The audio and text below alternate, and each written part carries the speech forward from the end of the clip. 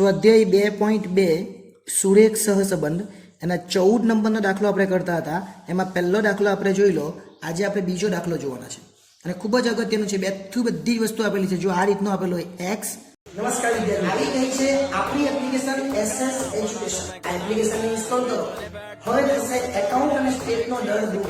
મળશે સંપૂર્ણ પાયાથી શિક્ષણ. બધા જ પ્રશ્નો, બધા જ સ્વાધ્યાય અને બોર્ડમાં પૂછાયેલા દાખલાનો સમાવેશ એક જ કોર્સમાં ફક્ત ₹499. તો કોર્સને પરચેસ કરી આ એપ્લિકેશનનો લાભ મેળવો.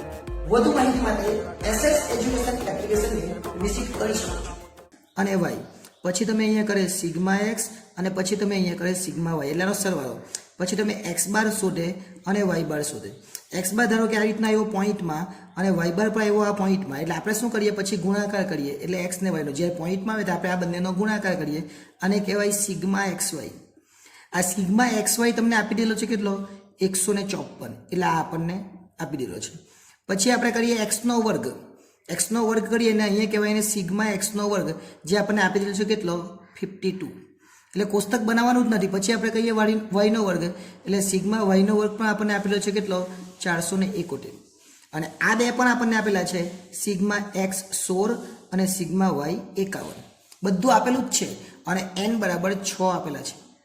એટલે આ જે કોષ્ટક બનાવતા ને એ કોષ્ટક હવે બનાવવાનું નથી. ડાયરેક્ટ દાખલો પૂછાય.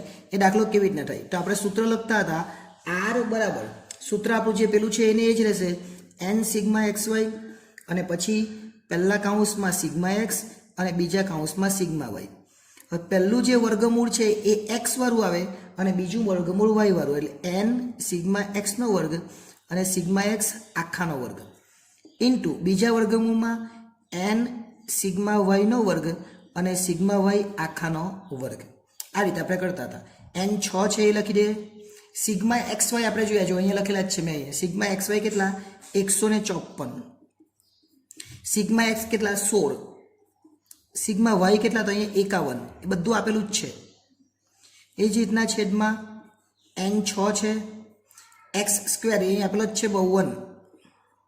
અને પછી આપણને સિગ્મા x નો વર્ગ, એટલે સિગ્મા x એટલે 16 છે, તો 16 નો વર્ગ કરવાનો આપણે, આખું અહીંયા સુધી વર્ગમૂળ લખવાનું. પછી ઇન્ટુ બીજા વર્ગમૂળમાં 6 છે, સિગ્મા y સ્ક્વેર 471 છે, ઓછા 51 નો વર્ગ, કેમ કે 51 એટલે સિગ્મા y છે, એટલે 51 નો વર્ગ અને વર્ગમૂળ આખું અહીંયા સુધી લખવાનું. ચલો હવે સાદુરૂપ આપી દઈએ એટલે દાખલો આપણો પૂરો થઈ જાય. ચલો સાદુરૂપ આપવા માટે શું કરવાનું?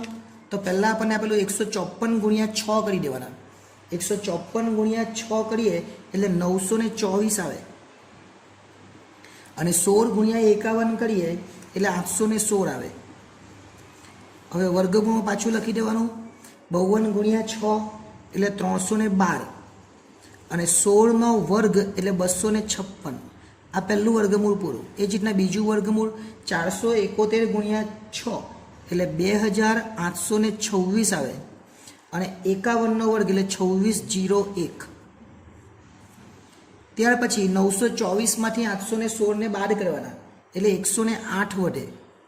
અને છેદમાં પહેલા વર્ગમૂળમાં લખવાના 312 માંથી 256 જાય એટલે 56 વધે. અને બીજા વર્ગમૂળમાં 2826 માંથી 2601 જાય એટલે 225 વધે. હવે આ બંનેનો ગુણાકાર કરી દેવાનો એટલે 108 ના છેદમાં આ બંનેનો ગુણાકાર કરીએ. આ બંનેનો ગુણાકાર નહીં કરવો હોય ને વર્ગમૂળ કાઢીને ગુણાકાર કરે તો પણ ચાલે.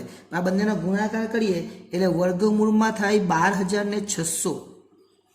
હવે આ 108 છે એ લખવાના અને 12600 નું વર્ગમૂળ કરવાનું.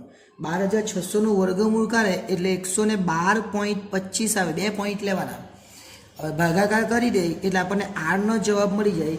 એટલે r બરાબર 0.95 સમથિંગ આવે એટલે 0.96 આપણો જવાબ આવશે. આ ભાગાકાર કરજો, કેટલો જવાબ આવશે? 0.96.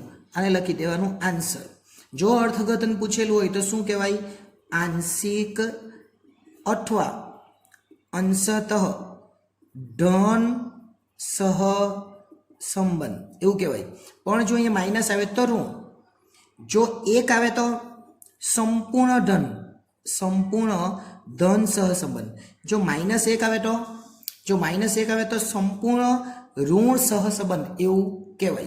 એટલે આ દાખલો પણ બહુ ઇઝી હતો. 14 નંબરનો દાખલો હતો. એમાં એક દાખલો આપણે કહેલો તો આ બીજો દાખલો હતો. હવે નેક્સ્ટ ટાઈમ જ્યારે મળીશું ત્યારે સ્વાધ્યાય 2.2 નો એક જ દાખલો બાકી છે, એટલે 15 નંબરનો દાખલો, એટલે આપણું સ્વાધ્યાય 2.2 પૂરું થઈ જાય. આભાર.